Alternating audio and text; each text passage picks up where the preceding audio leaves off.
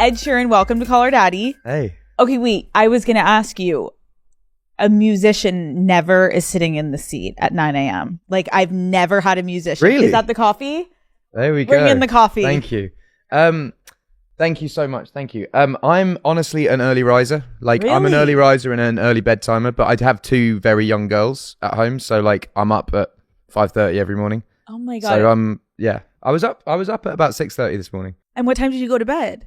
3:30. Oh, wow. So you could get, like, do you get a little, like, loopy? Like, are you going to get, like, weird funny? Or are you going to, like, fall asleep on me? Honestly, I have no idea where my body is at the moment. We've been in India, China, and then UK for a bit, and then now in America. So my body is all over the shop at the moment. Wait, you were in Boston? We're in Boston last night, yeah. That is one of my favorite places ever. I went to college there. So Yeah. Boston to me is what like college did you go to? Boston University. Amazing. I spent many nights on bar floors and club floors. And So where are you originally from? Pennsylvania. Amazing. And then I went to school in Boston, and I remember being in Boston and be like, this is the greatest fucking place. These bars are Yeah. epic. The people are epic. Like, everyone just goes so fucking hard. It definitely feels European. It Yeah. definitely has like a vibe about it that every time I've gone to Boston, like it's always been the first place for me, like the first biggest theatre I played, then the first arena I played here, and then the first stadium. And it's always been, but I guess there's something to do with the Irish heritage, I guess, that.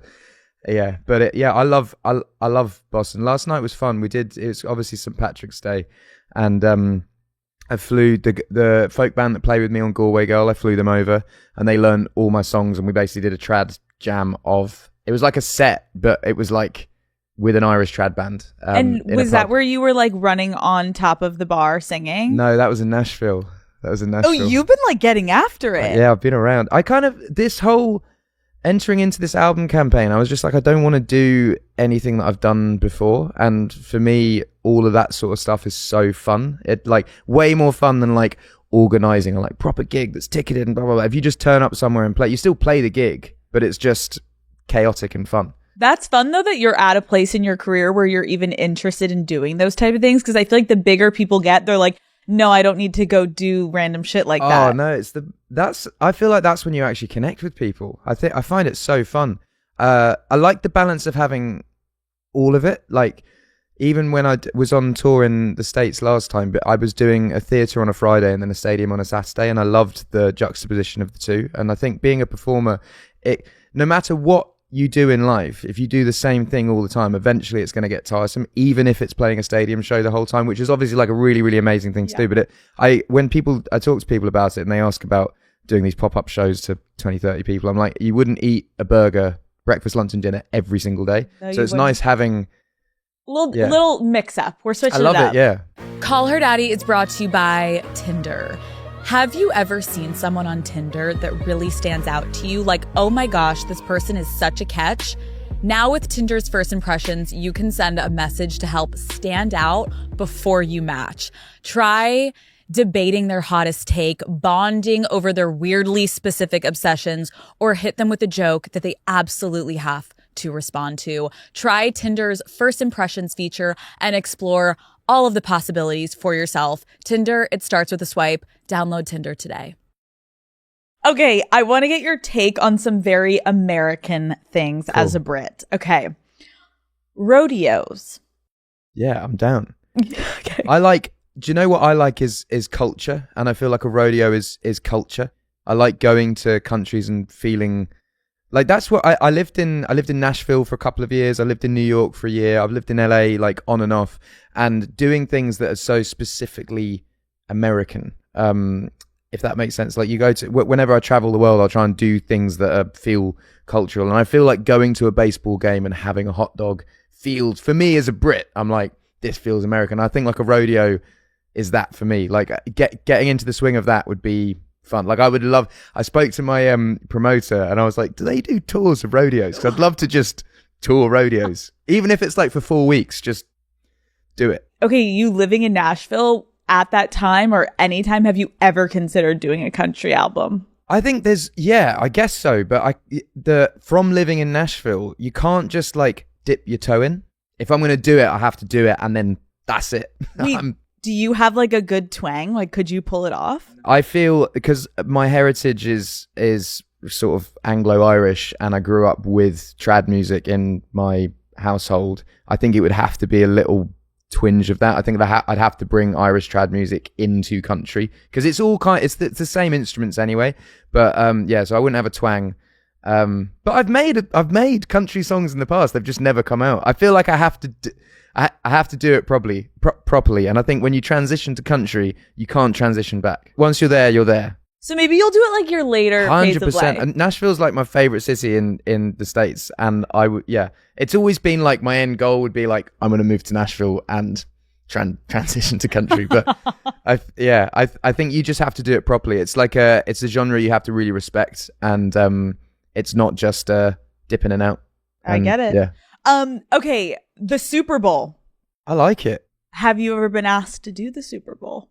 There was a conversation about 10 years ago to go on with someone, and I think that would be the only way that I would do it at the moment. I don't think, I've had this conversation before, I don't think English artists are like, I mean, there are some that have the pizzazz of Super Bowl, fireworks, dances, blah, blah, blah, but me going up there and being like, here's the A-team, and here's perfect, I just, like, no one wants to see that. Whereas if there was a show with a lot of that, like, say, like, if it was Beyonce's show, and she had all the kind of bells and whistles, and then there was a moment where we sung perfect together. That makes sense to me. But me, I don't know. I can't picture myself doing it.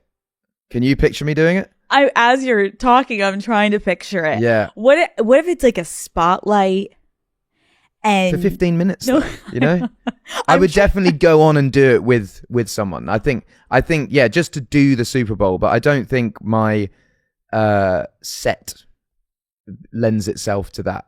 I don't know. I just, like you got horses for courses. You got to do what like suits you. Don't get it twisted. I really appreciate the self-awareness. Like most people would be like, call me whenever and put me in. You're like, I don't know if I've got that side of the things where I'm like going out in outfit changes. I think I could nail one song. I think I could, if someone brings me on, I think I could do it really well for one song. But I can't. Just the catalog that I have doesn't really lend itself. Have you seen me play as well? Because it's with a loop pedal and you have to build the things. It doesn't really lend itself to the Super Bowl. Hey, hang on, guys. I just got to set this up for 2 minutes. It doesn't really. And also, like you saying, like, and I come out and I'm singing like A-Team, like everyone just starts sobbing in the audience and is like getting in their feels. And then they just go and get a beer. This is so comfy here. Isn't this cozy? So comfy. I wanted you to feel like you can really you could take off your shoes. You don't have to take off your shoes, but some people take off their shoes. They're very clean. Okay, don't take off your shoes. Keep your shoes on. Ranch dressing. I got really into ranch dressing when I lived in Nashville, and then I got really fat. So I've kind of like eased off the ranch dressing a bit. I'm more of a like balsamic vinegar boy. Sorry, what? Yeah. A balsamic vinegar? You've never had that? Oh, balsamic. Oh, right, yeah. No. I have this in restaurants where I say water, and they're like, what? Oh, water. Wait. Say balsamic? Balsamic. Oh my God, I thought you said Oh, balsamic. No, I thought you said a ball sack. No, I thought you said a ball salmon. Then right. Okay, yeah. Okay, so you're into your balsamic vinaigrette. Yeah. Oh, healthy legend. We have a cider where I'm from in Suffolk that's like, it's like the number one cider in the UK, and it's called Aspel's. And I was saying that to a friend, and he was like, y'all have a cider called Ass Balls? You never see it. It does sound like that. What is it? Aspel's. It's like it's a cider. It's like you guys would call it hard cider. What is your favorite thing to eat when you're here? Chicken wings. But the chicken wings are like the size of my fist. And when you see the chicken wings in England, they're like, actual chicken wings. But they're quite like meager and, but here it's like you're literally eating steroids. Because they're pumping them with all that shit, and then we're like eating it and acting like nothing's wrong. Chicken wings. Okay, the best American fast food chain in your opinion? Five Guys. I think everywhere around the world, but I'd say when I'm in America, Whataburger in Texas. I think that burger bangs the most in terms of all the burgers that I've had. Whataburger bangs, but if it's an American fast food chain around the world, I'd usually go Five Guys. Or I fuck with KFC as well, man. I really like KFC. Yeah. Wait, have you had In-N-Out? Yes. I've had In-N-Out. I do like In-N-Out. But I feel like there needs to be a wide wide lens view on a fast food restaurant, and I don't think In-N-Out's chips bang. Sorry, their fries. I don't think they bang. Whereas KFC actually do the best fries. KFC fries bang. What? They bang. I've You never don't think had. so? I've never had their fries. Oh, yeah. I need to go. And try I think this about Burger King as well, because I've never really been keen on Burger King's burgers, but their fries are always good. Oh, their fries are so fucking good. But yeah, KFC fries, bucket. I actually, mate, both kids the night before we stayed at my manager's house, and both my children the night before we had a big family bucket. That was like our initiate. Big family bucket and a bottle of Dominus. You know, Dominus red wine from Napa. Yeah. Like really nice wine with a family bucket. That is like so high low. You're like eating KFC and then you're like drinking your nice wine. You're like, this is life. Okay, how do we feel about Disneyland? My kids like Disney. We went to Disneyland. They weren't like they just weren't fucking with it, and it was sort of like I wanted to sort of see them go wow, but they were just sort of like, I don't know. Yeah, I think there is no one that's like, that was fine. It's either like, or yeah. I'm getting married there. Yeah. Which I think is great. I think it's great. I think like I find anything in life, it has to be those extremities. That's what I feel about my music is I either have people that really hate me or really love me. There's no kind of like passive, it's, and I think that middle bit is what you have to avoid. That like, it's all right. Like you have to be like fanatical about something or like, I don't like that thing. So you would rather someone be like, fuck Ed Sheeran rather than be like, he's all right. Yeah, that's been my entire career. And that's how you have a fan base is people really ride for you or they really fucking want to take you down. Why do you think people don't like you? I don't know. I think that sometimes overexposure goes into it, like songs being on the radio too much. I think also I don't like necessarily fit the social norm of what a pop star should like look like or act like, and I don't know if that like rubs people up the wrong way that I do look like their brother who works at a pizza shop. I feel like people are like, why has that happened? And maybe that annoys them, and then you pair that with the overexposure. And has anyone ever in the beginning days of your career tried to convince you like, wait, let's dress like this and cut your hair like this and do this? Totally, yeah. And I think I've sort of like slipped into that as well, especially like because of the era that I came up in was, Justin Bieber was massive, One Direction were massive, and I think there was always part of me that goes, should I sort of look like that? And what would that have looked like? What would we have done? I don't look like that as a like. It's like dressing a mannequin that just doesn't need to be dressed like that, So I feel like I always have to stay true to like who I am, and also my fan base from the beginning started out kind of misfitty like me, and my gigs were just full of people that, it was like ripped jeans, baggy, Converse, big shirts. Rather than we're getting glammed up to go out to the gig. It might like have segued into that now that the gigs are bigger and people have got older, but I found being a misfit, I attracted misfits. Yes, I do remember the like Tumblr era photos of you, and those were cool. Okay, I liked that side, but then I get what you're saying. Like I couldn't have seen you in like a purple leather get up with like a backwards hat and like yeah. I think it's good that you stayed. Maybe when I'm up, maybe the Super Bowl, maybe that's when I debut it. Oh my God, you're gonna come out at the Super Bowl. You're gonna have a All full leather yeah. get up, and then the year after, you're gonna go right to country music, and you're gonna wear a cowboy hat for the rest of your career. And actually, leather trousers, you could reuse them on both. Because being a cowboy, you got to have some leather there, Do you own any leather trousers? Yes. Yeah, because I dressed up as Edward Scissorhands for I do a Christmas party every year with my best friends. I'm dressed up as Edward Scissorhands, so I was like full leather. How did that go? I had to take off the jacket after about 10 minutes because I was like, I am hot. And bear in mind, this is December in England when it's freezing, and I was still roasting. Oh, interesting. Yeah, leather trousers aren't. I don't fuck with them. Okay. Can we talk about your home in England? You built a pub in your garden. Yeah.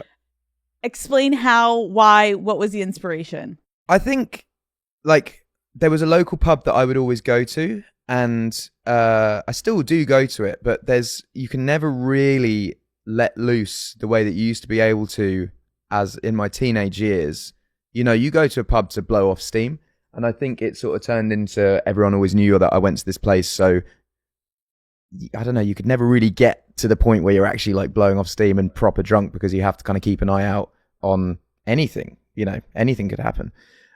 So there was a dilapidated barn on my land. So I was like, we could just turn it into a pub. So I bought an old pub off eBay, like the kind of the counter and the whatever. Off of fitted eBay? It was on eBay, yeah.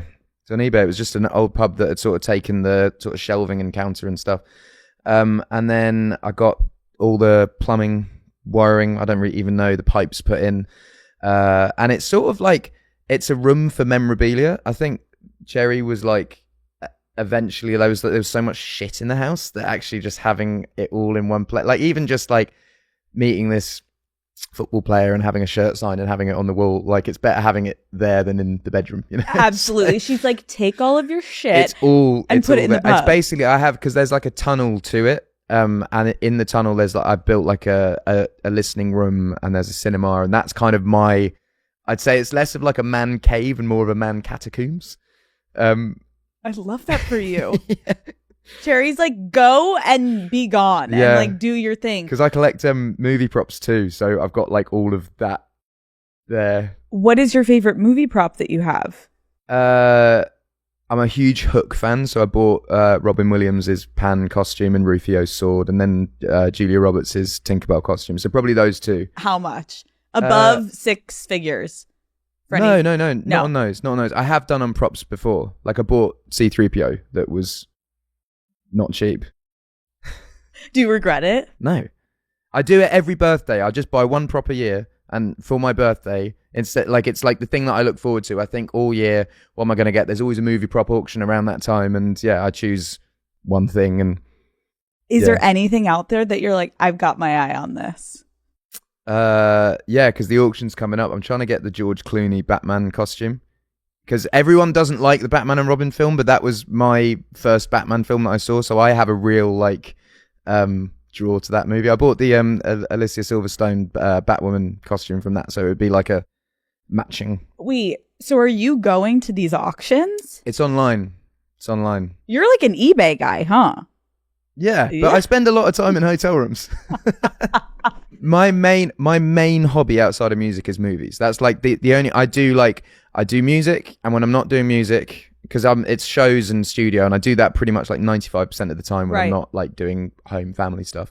And then if I've got spare moments, I watch movies. So those are like my two passions. What are your top 3 movies? Goodfellas, Cool Runnings, and this would be like, I don't know if everyone would see this, but I still watch it every single year. I think Love Actually is a masterpiece.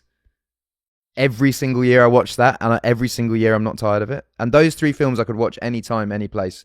I'm reading Goodfellas again at the moment. That movie, just, I can't ever tire of it. Cool Runnings, I can't ever tire of it. I've never seen Cool Runnings. Oh, Cool Runnings it's a phenomenal film. It's really worth watching. It's kind of humorous, heartwarming. It's not like the Hollywood ending where I'm not going to ruin it for you, but it's like it's a really, really perfect movie. Now I got to watch it. No spoilers.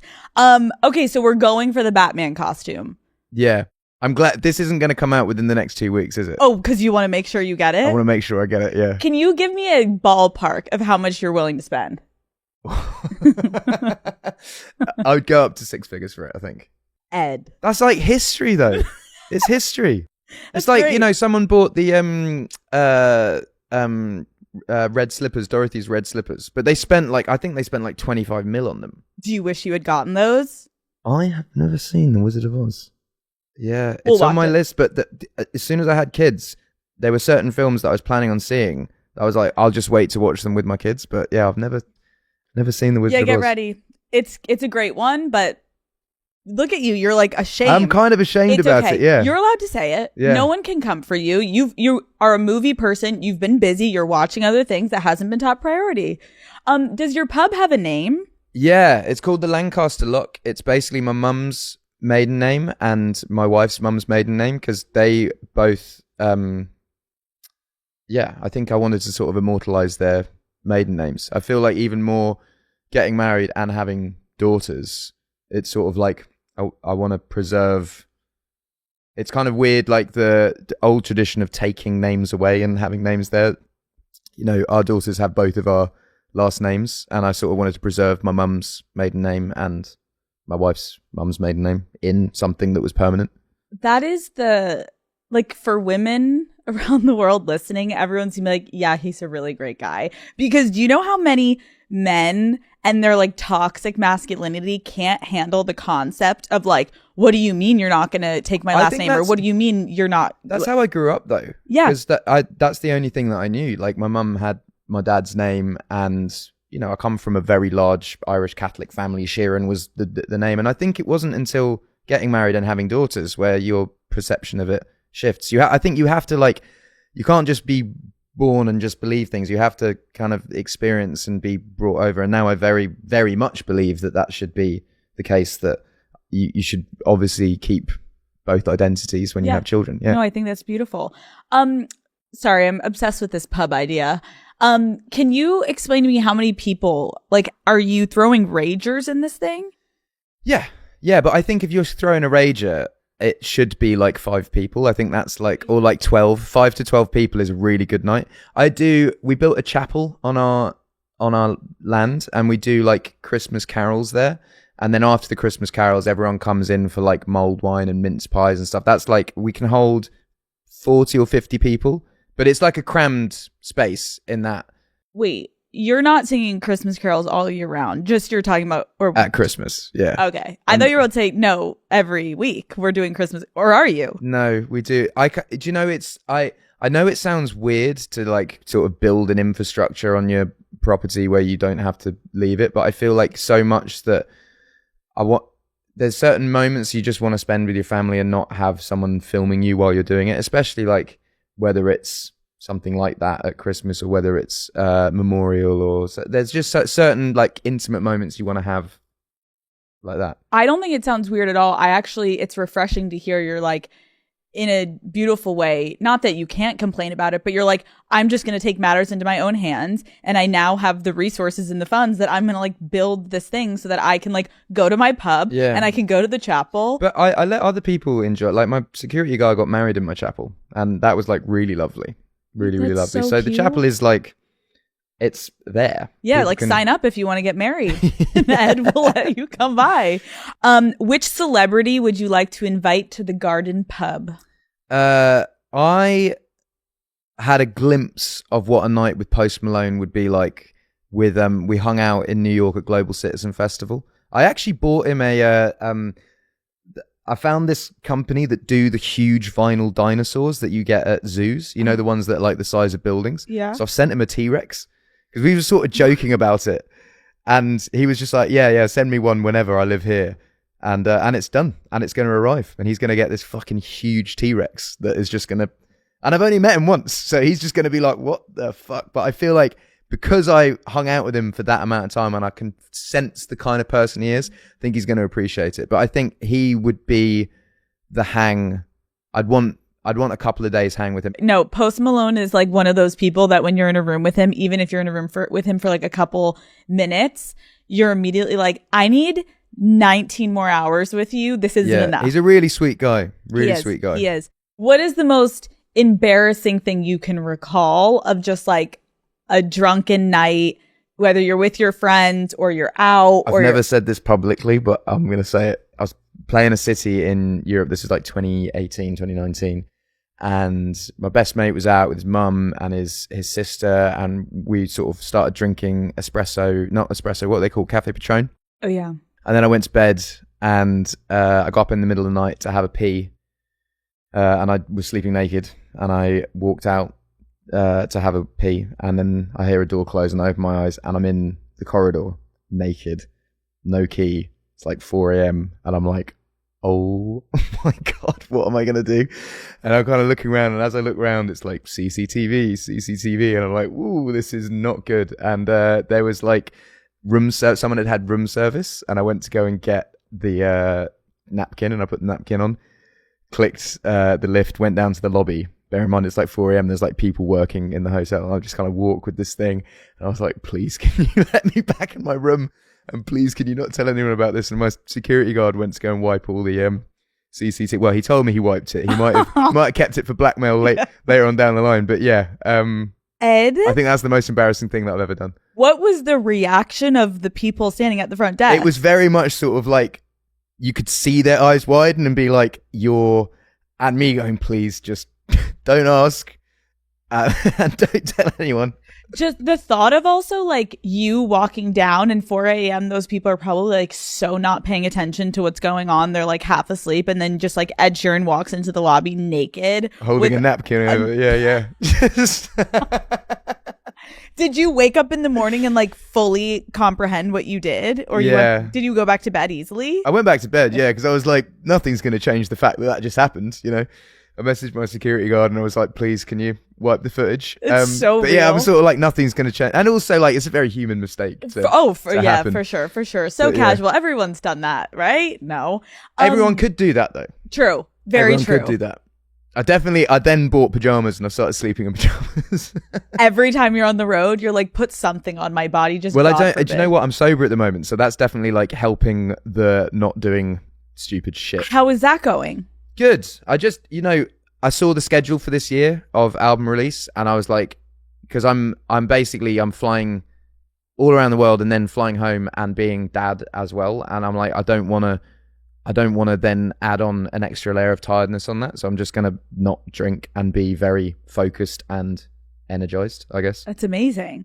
I feel like that is a underrated thing, that when you're going so hard with work that you think that you need like a drink at the end of the night to relax you. But then I've been feeling it recently where I'm like, I just wake up feeling like fucking shit. Like there's got to be a different way to relax. So I get in and I'll put on a movie, and actually that sort of does the job, because you kind of relax into the movie and then by the end of it you can just go to sleep, rather than being, because I also find when you drink you never really have a proper sleep anyway, because there's so much sugar in your body. I have the worst sleeps. And even if you have like one drink, it still is affecting you. Okay, maybe that's in my future. We'll see. I'm not going to be sober for forever, but I've definitely changed my relationship with alcohol, because I used to drink every single day. Not like, I'm not a spirits guy, and I'm not really, I kind of do beer a little bit, but I'm more of like a wine guy at the end of the day. But now I'm not doing that. Me and my wife do date night once a week, and I feel like that'll be the time when I do start drinking. We'll do a bottle of wine together that night, rather than like every single night having to have something. I love that for you. Call Her Daddy is brought to you by T-Mobile. When it's time for a big, juicy gossip session with one of my friends, I need a reliable way to get all the tea. And by tea, I mean T-Mobile, okay? Having more 5G coverage means getting 5G signal more often. And as someone who is constantly on the go, it is so nice to have a reliable network that I can count on. Being a T-Mobile customer also means that I have access to a ton of perks like concert tickets, skipping lines at events, and free in-flight Wi-Fi, so I can keep posting from the sky. That free in-flight Wi-Fi has been key lately, because we're trying to find my best friend Lauren a man on every flight we take, and I have to keep the Daddy Gang updated live with our progress. T-Mobile also has VIP Club Magenta lounges that offer free drinks for T-Mobile customers, and you guys know I can't say no to a free dirty martini. So, Daddy Gang, kick your old carrier to the curb. It is time to block their number. Then go and hit up T-Mobile when you're ready to really be taken care of. Check out the VIP treatment at tmobile.com/benefits. I do want to know, what do you think is the biggest like misconception about you? I don't really know, because I feel like all the misconceptions that are about me, they're people that don't know me. So I think that there's lots of things flying about the internet. There's like rumors that also like really gather steam, because I think that people want to believe them. There's all these things that like come out, and unless I actually come out and go, these things didn't actually happen, people just run with it, because I think people love negative stories like that. And yeah, I think that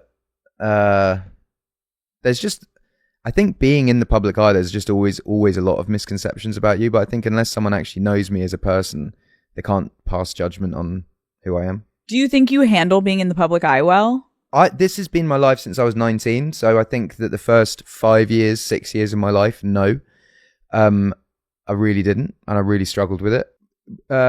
Relationships wise, not just romantic, but just relationships in my life, friendships, family, everything, like it just, everything shifted. And I know people go, You know, when someone becomes famous, they've changed, they've this, but genuinely I didn't for the first 3 years. I was exactly the same person, and everyone around me changed just in their way of treating me or acting or talking or like leaking things or doing this, and then you start changing and you become a paranoid fucker, and then it all starts sort of like shifting. So I think at the beginning it's that transitional period where you're just trying to work out who you are and whether I am my stage name and that's me the whole time and I'm pop star and I'm this, or whether there's like two human beings and I can be a son to my mum without having to be a pop star, or like a husband without having to be a pop star, and then sort of like separating the two. And I think since COVID really, being at home and separating the two and knowing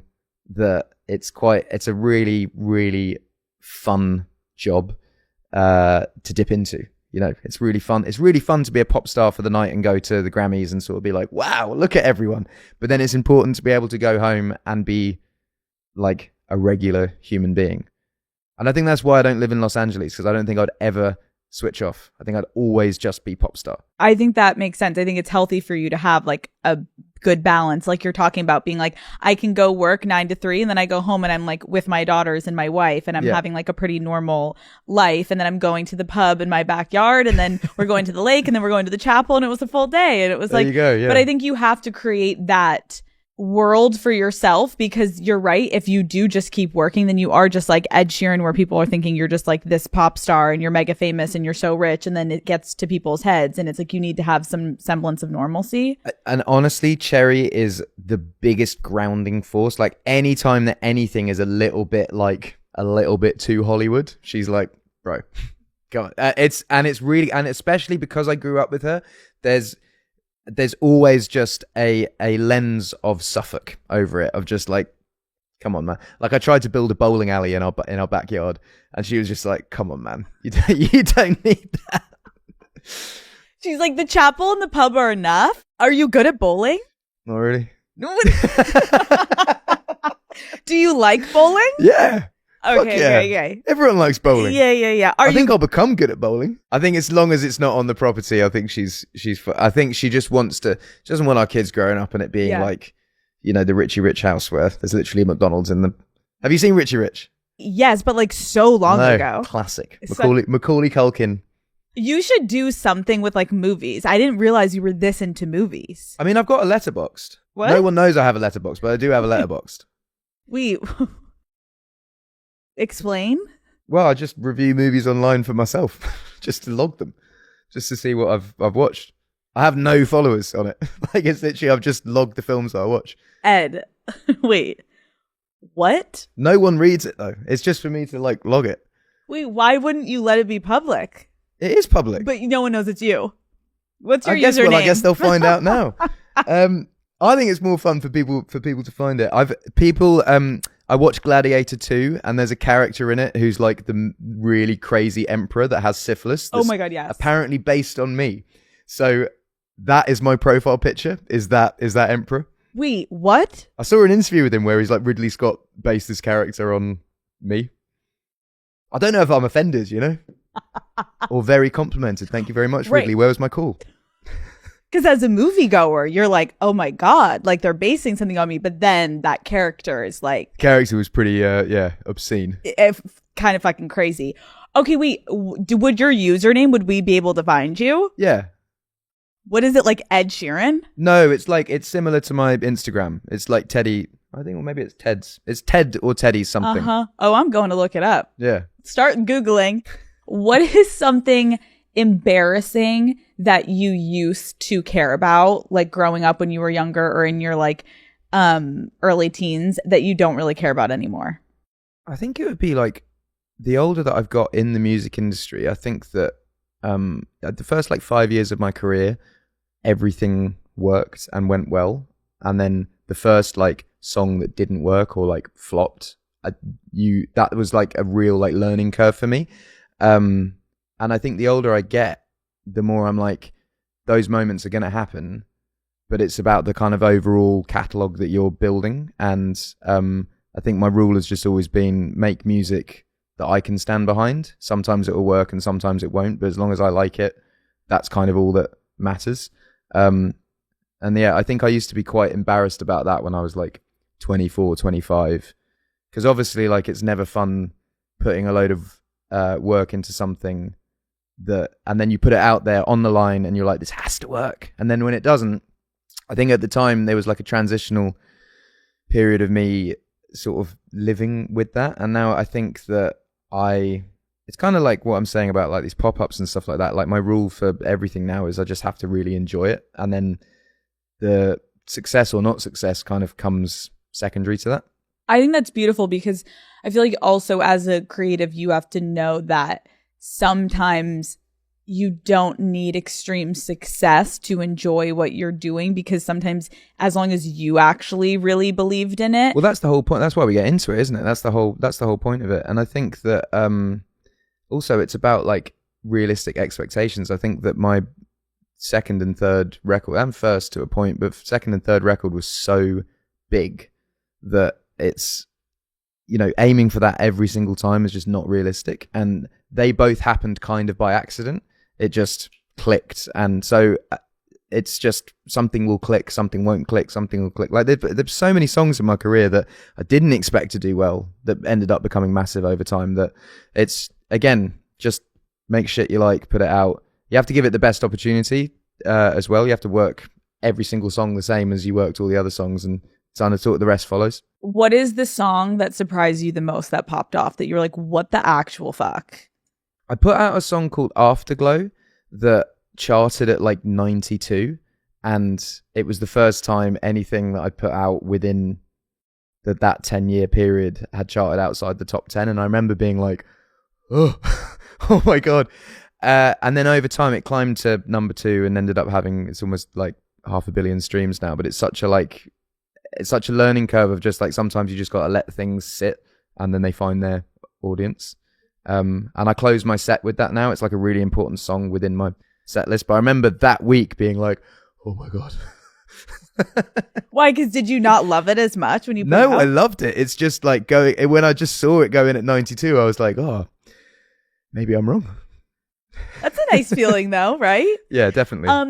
Let's talk about your tattoos. Do you have any, like, what do you think of all of your tattoos? What has the best story behind it for you? They've all got stories, really. I think my left arm is my first 5 years of my career. My right arm is kind of the next 5 years. And then I got my chest and back done. And my back is kind of the most recent one. I got my kids' footprints like the week that they were born. So I quite like that because they're tiny. And obviously they're a lot bigger now. My legs have actually started being my kids' drawing book. So my daughter's just done a little bunny rabbit for my leg, and you can put like the date of it.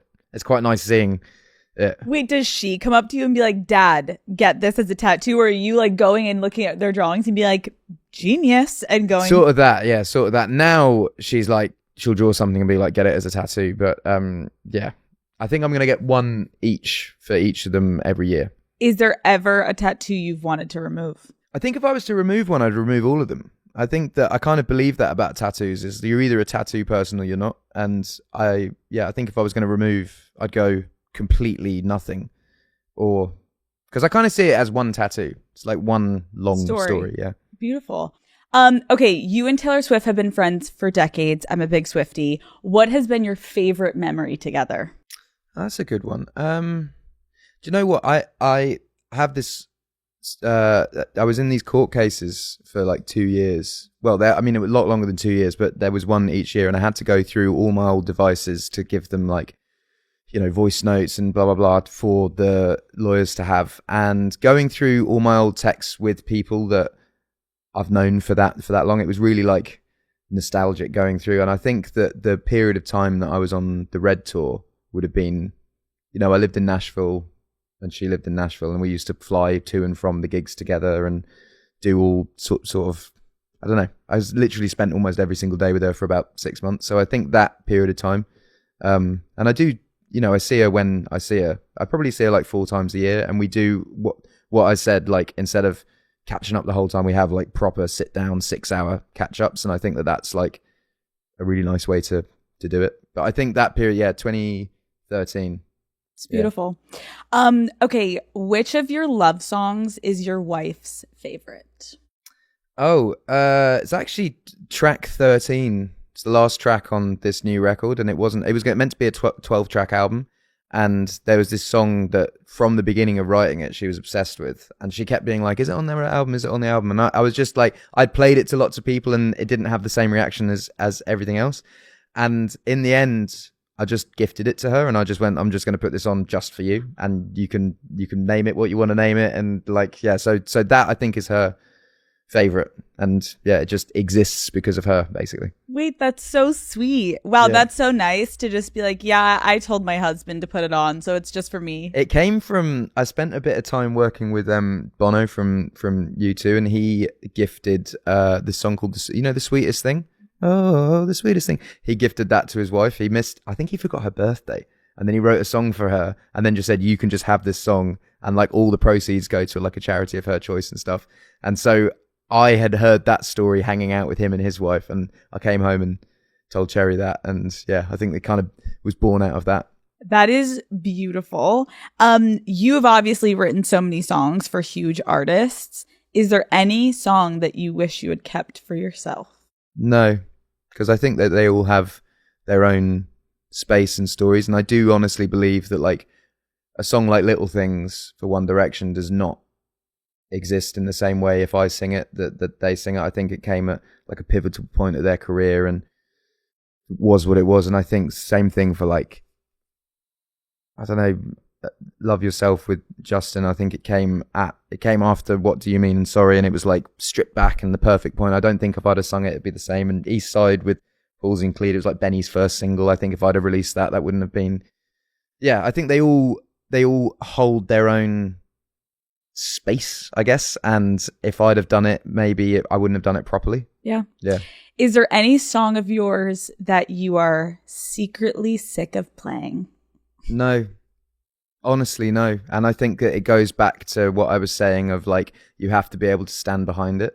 I think if you compromise yourself in music to like do a certain thing, like reach a certain fan base or like whatever, and you can't stand behind it, if it doesn't work, then you've kind of failed in your mission because you've made it to work. And if it works, then you have to play it for the rest of time. So I'm very, very careful that everything that I make, I have to be confident enough to sing it for forever.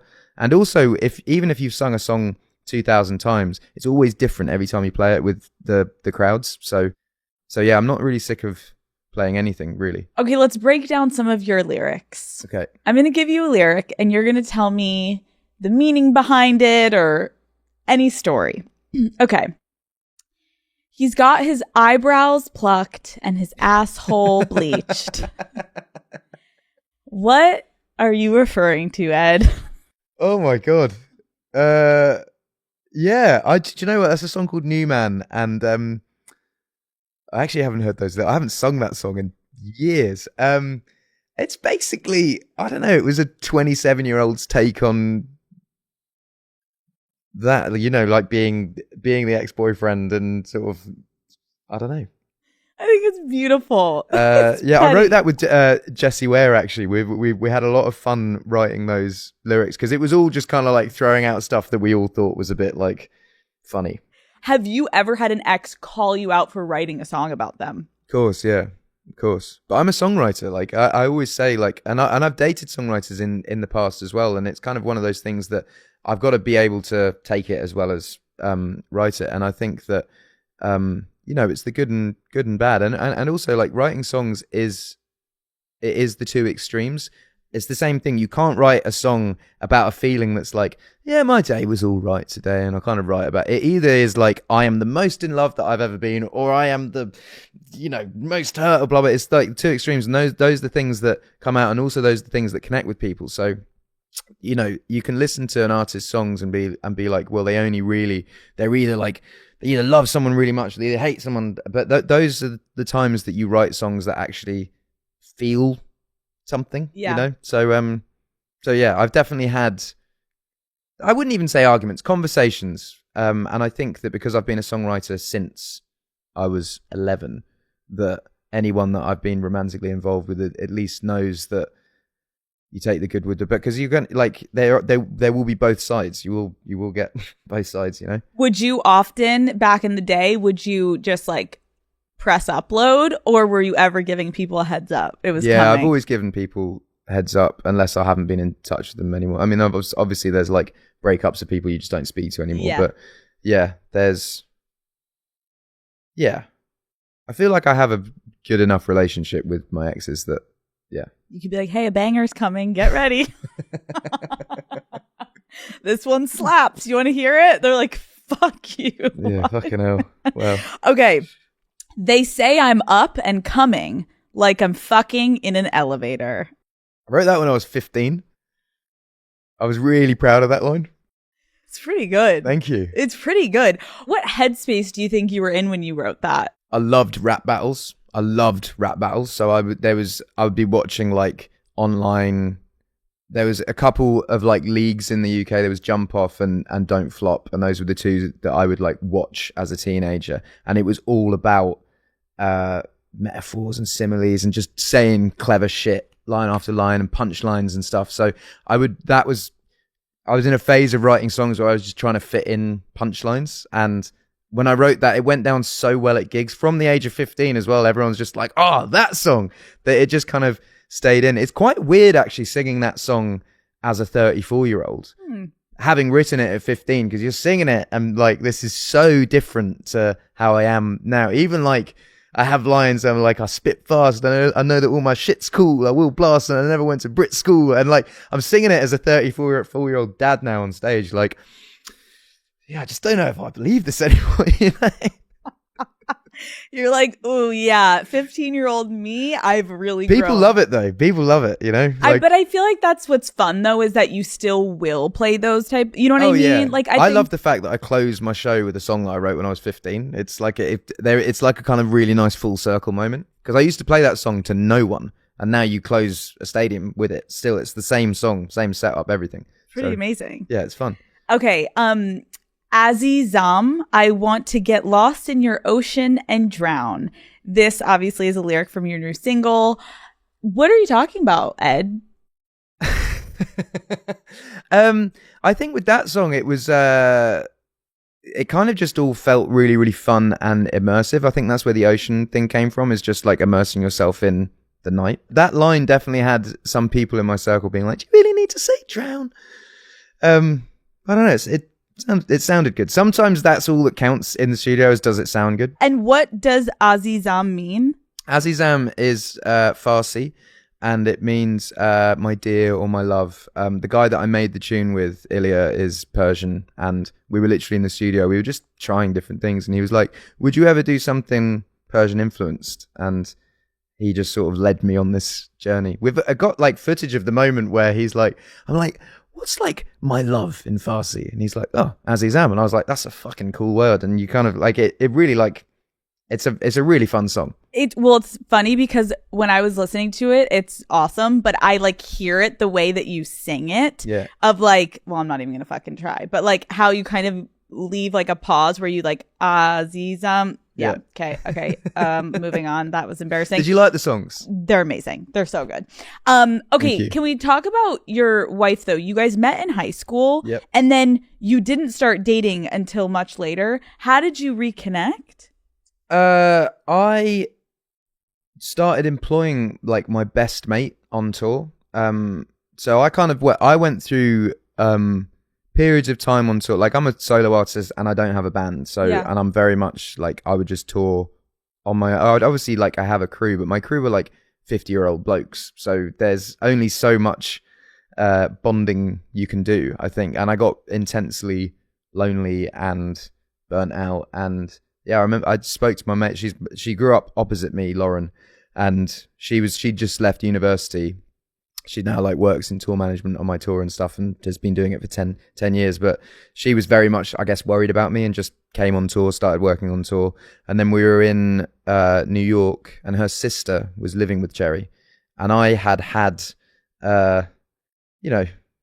moments with Cherry when we were younger. And I guess like we just kind of reconnected and picked up where we left off, I guess. And It's one of those things where I wasn't really expecting it to happen. I kind of just got out of a relationship. I was on tour for God knows how long, and it just felt really, I was sort of like, unless I do this, I will always regret it. So I just sort of jumped in, and yeah, best decision I think I've made. You have 2 daughters. How has your life changed since becoming a father? Very dramatically, actually. Very dramatically. I think just, even just not being a fucking maniac with drink and drugs or smoking, or, I exercise now, never exercised before. I get up in the morning rather I used to sleep till like 4 p.m. Like it's really has changed dramatically. And just in the way that I'm home more, and my work schedule is based around them rather than based around me. That's incredible. Yeah. Do you sing to them? Like, do they understand? Of course, yeah, of course. It's usually Moana. Like, it's usually just me singing Moana. Yeah, I have a song on the album called Sapphire that they love. So it's either Moana or Sapphire. Moana, by the way, top fucking tier Disney music. Oh, top tier. Absolutely. Do you just like walk around the house and sing that to them? Yeah. All the songs actually. And Moana too, actually. When I went to go and see it, I wasn't like straight away enamored with the songs, and now those songs are my favorite songs too. Which one is your favorite? Put me on the spot here. Probably the Chi Who song. What does that sound like? Can I get a Chi Who? That one. Who are you gonna be? Gonna make some history. Come on, Moana, go get your destiny. Mate, my children fucking love it. Oh, that's good, Ed. Yeah. And they've got we went to go and see Mufasa, and they loved the brother song. Oh. Coincidentally, same writer as Moana 1. So yeah, Really? It's all Lin-Manuel Miranda. You're going to be singing it up. Your kids are in heaven over there. They're lucky. Yeah. That's nice to have. In our hectic, fast-paced lives, we could use some slowing down. Haagen-Dazs is made to be savored and enjoyed slowly for a moment of slow that's just a freezer away.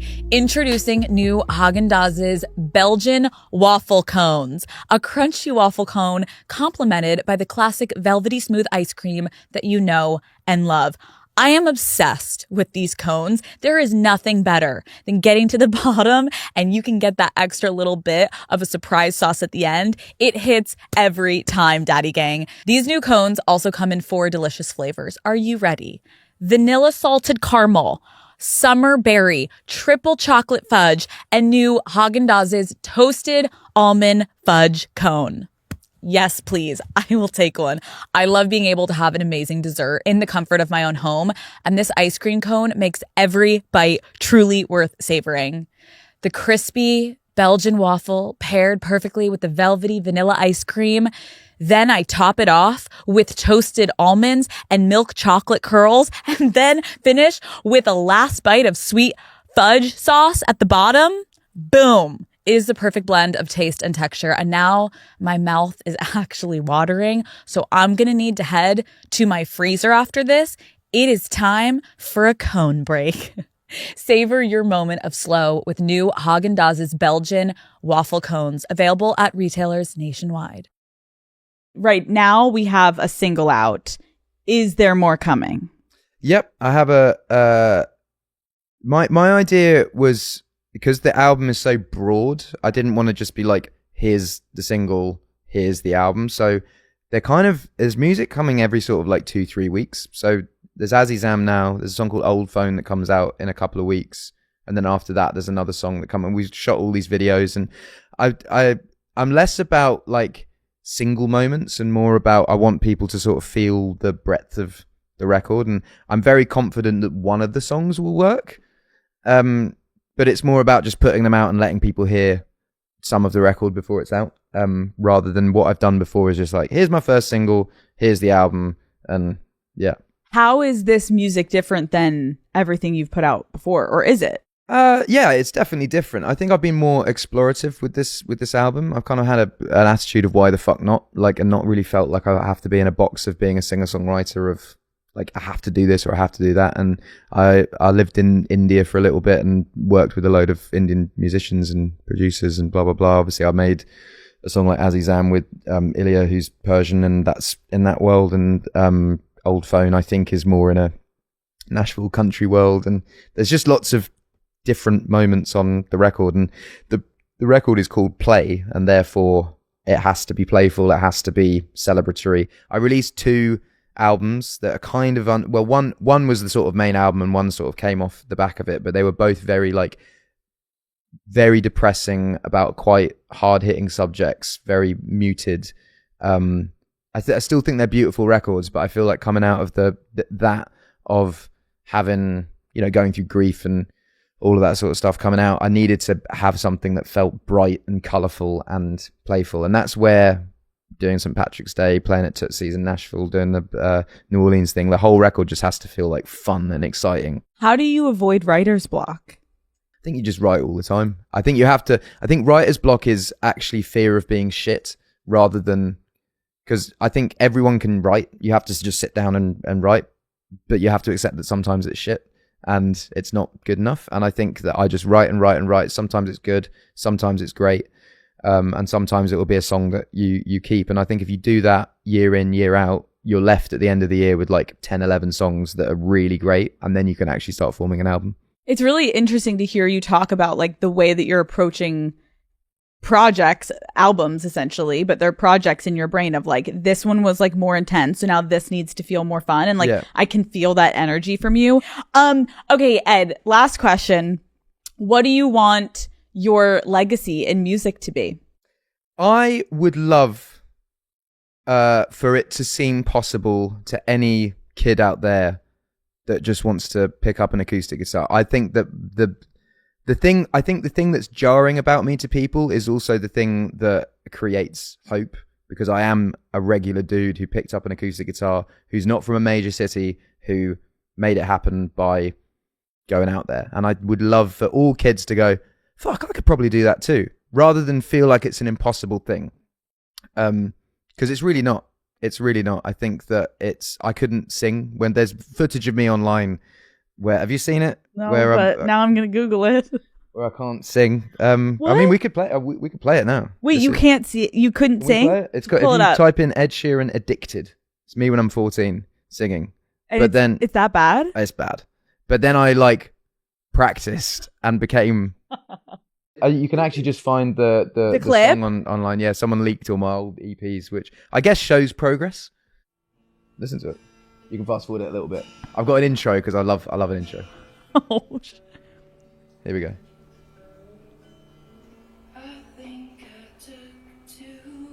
It's all right. You wait.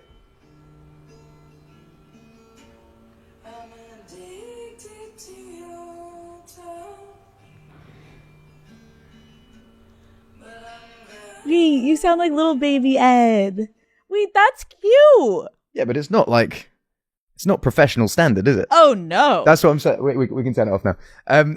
But I'm saying, like, I didn't know how to sing in tune, and then I taught myself how to sing in tune by practicing. So I honestly, when I go into talks at like music schools and to kids and stuff, I always play that and go, because everyone just assumes that you're born and you just got it, and you can teach yourself. I didn't teach myself how to play guitar, but I learned how to play guitar. I learned how to perform. I learned how to perform in front of lots of different crowds. I learned how to songwrite. I learned how to sing. And I'd love my legacy to be any kid anywhere, literally anywhere, goes, I can do that too. Because I think that's like music is a thing that it's also for kids that aren't good at other things, who don't have a lot of self-worth or self-confidence. If they start music in any form, in poetry or singing or instruments or even like work in the studio or whatever, it gives you so much like worth and confidence in yourself as a human being. And I think that in school, there's so much like importance put on, you must be good at this subject and you must be good at this subject to actually be a good human being and to go out in the world and achieve. And I just wasn't good at anything as a kid, and I didn't have a lot of self-worth because of that. And I felt like I was stupid, and I was only good at music, and that became my career. And I think when I go into schools and stuff and talk to people, I'm like, you only need one thing that you're good at, and then that is you for life. You find one thing, you work really hard at it, then that is your career. And I think that I would love for my legacy to be. I think that is so beautiful, and I appreciate you bringing up the concept of like kids looking at celebrities and musicians and actors and anyone in the arts. Like, it seems like this far away concept, and you have made it feel like achievable in a way that can be actually like everyday motivating for a person, being like, I'm one step away from my gorgeous cover going on YouTube and sounding like Ed, and then look where you are. But then not being embarrassed about that phase of your life. Because another thing that I've found in my career is I've learned everything from my failures and nothing from my success. It's not like was on stage at Wembley Stadium being like, I'm learning a lot from this. I learned everything on the way to there. And I think that what that shows is actually failing at something is good, because then I learned how to sing after then. And there's so much like importance nowadays on you, just even on social media, about like succeeding and showing you're doing well, and like not being in, but like the embarrassment of something failing or flopping, when actually all of those things, every single artist in the world has played to 2 people in a room and sucked. And that is a really important stepping stone. And everyone has written songs that have released that other people didn't like. That's an important stepping stone. It's all about like learning from failures rather than just always, your career just can't do this the whole time. You can't just get bigger and bigger and bigger, better and better, everything works, because that's just not real life. It's about like picking yourself up after the failures and trying again rather than giving up. I again always say, I'm sorry to bang on about education stuff, but I think with anything, it's important that when you have that thing that you love, that you want to do, don't give yourself a plan B, because if you have a plan B and it gets really difficult and starts failing, you'll always revert to the plan B. And if you have plan A, at all points you go, this has to work. And even at the points where you fail, like I've done really terrible shows where there was a show that I did in Exeter where it was like, I think like 60 quid to get down there on a train, but I had a rucksack full of back CDs, and I was like, do you know what, if I sell 7 CDs, I've made my money back and a tenner. So all I need to do is sell 7 CDs at this gig. And I got to the gig,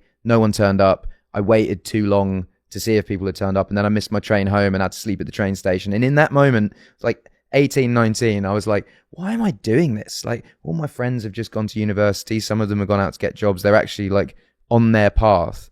And I feel like I'm not achieving anything. And in that moment, my head just went, but this is the only thing you can do. So just keep doing it and hope it will work. And I think that in that moment, had I had a plan B, I would have gone, cool, I'll go and do that now. You must find that though. I mean, you're hugely successful. You must have just been like, this is going to work. Yes. And I relate a lot to that of not having a plan B. And then people, whether it was like making fun of you for it, or you feeling like, why am I not doing a traditional, like I remember being in college and all of the girls were taking courses that were like finance and all of that. And I was like in the film school and everyone was like, where is that going to get you? And a lot of times I was like, I don't know.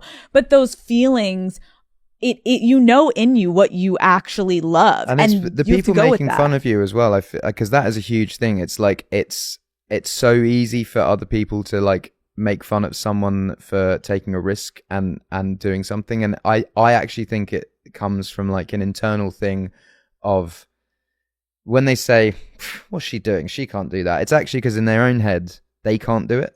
And they haven't got the thing that goes, you know, fuck it, I'm just going to do this. Fuck what other people think. And it's like almost taking the piss out of you for even dreaming about it. Because why the fuck would you dream about being successful? Like, just do your plan B. I think it's like almost a scary thing sometimes for that. And I had none of my mates, even my best friends now, none of them really came to the first gigs I did. It wasn't until it started like catching steam that suddenly people were like, I'm not saying like all my mates, but a large amount of my mates who are now my best friends and have been since school. I had my one of my best friends who literally like, you know, he's godfather of one of my kids. When I was a teenager, rung me up pretending to be Zane Lowe and was like, Zane Lowe worked on Radio 1 at the time and had this thing called Hottest Record in the World, where he would like debut a new record of an unsigned artist. And he rung me up pretending to be Zane Lowe. And then he had all of my other mates on the phone and they were all laughing down the phone. And I was like, stuff like that. Ed, that is traumatizing. I was crying. But then 4 years later, guess what? I'm Hottest Record in the World on Zane Lowe. That's so crazy. You can never let them forget. I'm like, you little fuckers never came to my shows in the beginning. Fuck you. I don't. My mate Zach, Real one. Zach always came to the shows. Zach, there's And always Nick. one. Shout out Nick. No, that is such a beautiful message to leave this on, because I can imagine there's so many people watching this right now that are either like gonna quit the job because they're not making enough and they hate it, and they're like, okay, I'm just gonna like not pursue it anymore and I'll just go do what like my parents had wanted me to do. Or there's someone that is like doing something in this moment that people are making fun of them for, or they feel let down and they feel like there's no way to actually get to what they want. This is like, I think it all comes down to enjoyment though, because I think if you're still enjoying what you do, because even though I did that Exeter gig and no one turned up for it, I was still playing music that night rather than doing something I didn't want to do. So I think there will come difficult times in everyone's careers, but as long as you love what you do, you've always got that at the end of the day.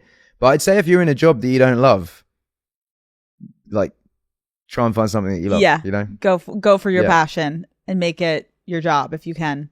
Ed, this has been so fun. I wish I could talk to you for like 10 more hours, because I feel like we could do an entire podcast on just movies in general. We could do it again. I know, we could do it again. Maybe I'll see you again. I would love to do a movie one. I would great. sit here with you and geek out over a movie, because I'm a movie girl too. Like, I'm full movies. Have you seen The Florida Project? Yes. Literally just watched that the other night. Oh my God. Blew my fucking mind. Did you see Anora? Of course, yeah. But I hadn't really heard of Sean Baker before then, so then I went back and did like Tangerine and The Florida Project.